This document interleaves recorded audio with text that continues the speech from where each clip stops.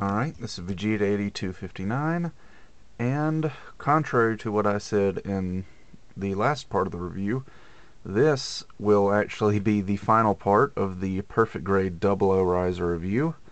This is part 10, and in this part I'm just going to give my final thoughts on the kit, as well as a list of pros and cons. Now first off, as you can see, I've managed to somehow get 00 Riser to stay in a fairly dramatic pose, and I will say it took me about half an hour to get him into this pose and to get him to stay. In fact, the only way he's staying is that the riser sword is supported on my shelf up here, and the tip of the O riser, where is it, is being held up, well, kind of halfway held up by this white sheet back here. So, because if I were to not have the shelf here, which I'm not going to bother moving them because I don't. Anyway, I did add some glue to this shoulder joint that I mentioned was kind of weak earlier. It didn't solve the problem, but it did help it. And the arm still falls down, but just not quite as quickly.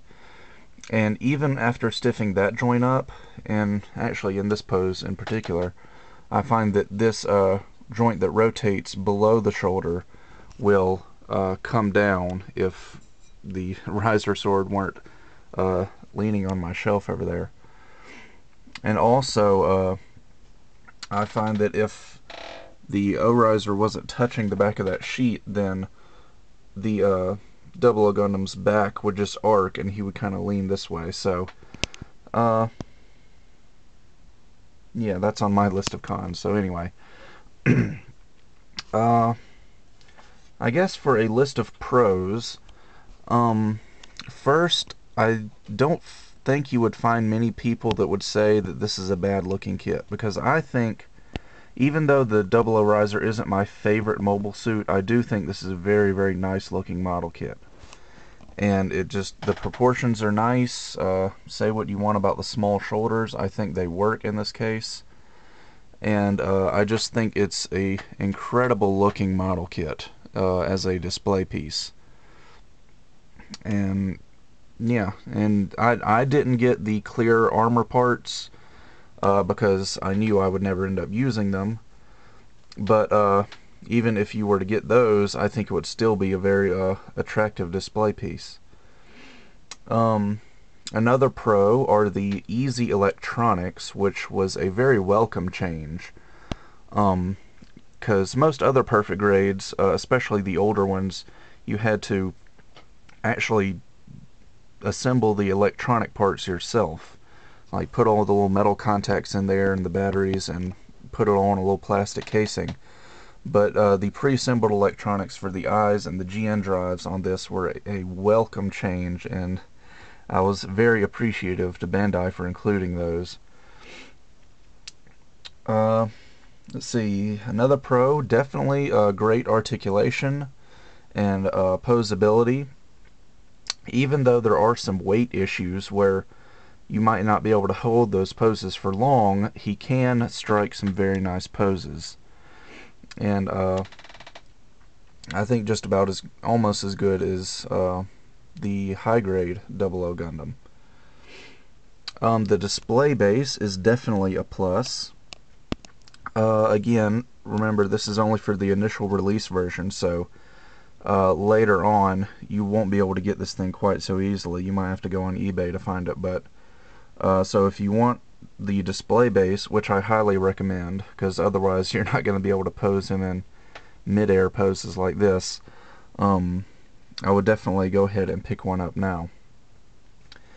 And last on my list of pros are the just enormous amount of weapons and accessories. I mean, you've got 2 beam sabers, 2 GN Sword 2s, a GN Sword 3, each of those swords having large clear pink effect parts, or fluorescent pink in my case. The O-Riser has got all of these missile tubes and other accessories. O-Riser can use a GN Sword 3. And the display base, the GN drives, so definitely a lot of playability with this guy. I mean, just anything you could ask for, he's got it. So yeah, definitely a really nice kit. I do have a short list of cons. The shoulder joints, which I've already mentioned in previous parts of the review. The locking mechanisms, although they can be frustrating sometimes, I think they were a good idea, seeing as how we've already got weight issues with the arms. But, well, these two joints right here are the only ones that don't have locking mechanisms, and they're you can tell because they're the ones that suffer. The price, I'm gonna have to say, is a one of the cons, because this kit is pretty expensive, and I'm not gonna say unnecessarily expensive. It's just a little bit pricier than I was expecting. I would definitely try and get this guy on sale somewhere. Actually, right now, HobbyLink Japan is running a sale where you can get the Perfect Grade 00 Riser for, I think, 30% off, and then 20% off of EMS shipping. So, I mean, that's almost $100 you're saving right there, I think. So, that's a great opportunity for anyone who wants to go ahead and get it now. One con is the lack of detail on the inner frame, which I already mentioned. Like I said, previous Perfect Grades have just an enormous amount of detail on the inner frame. I mean, you almost don't even want to put the armor panels on them. But I just didn't get that feeling on 00 Riser. I mean, another reason why I wouldn't really want to get the clear parts is because there's nothing really under those armor panels that I would want to see with the clear parts.